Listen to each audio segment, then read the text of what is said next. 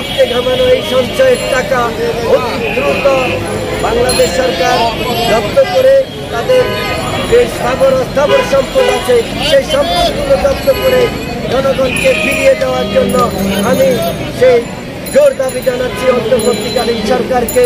ইতিমধ্যে যদি দুর্নীতি অনিয়ম না থাকতো তাহলে আজকে দেশ স্বাধীন হতো না। ছাত্র আন্দোলনের মাধ্যমে আজকে নতুন বাংলাদেশ বিনির্মাণ হয়েছে। সেই নতুন বাংলাদেশকে আমরা সকলের জায়গা থেকে অন্তর্বর্তী সরকারকে সহযোগিতা করে এই উদাত্ত আহ্বান জানাবো।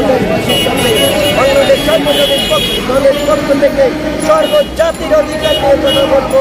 সর্বজাতিকে দুর্নীতি থেকে নিরাপদ থাকার জন্য এই রাষ্ট্রের বর্তমান দায়িত্বশীল অন্তর্বর্তী সরকারের কাছে আমি উদাত্ত আহ্বান জানাবো।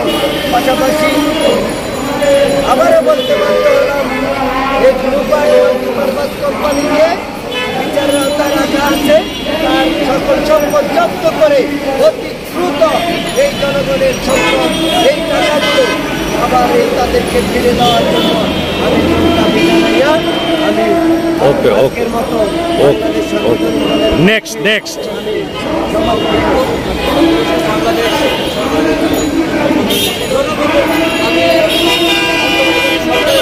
আহ্বান জানাবো। এই যে অসহায় যে মানুষের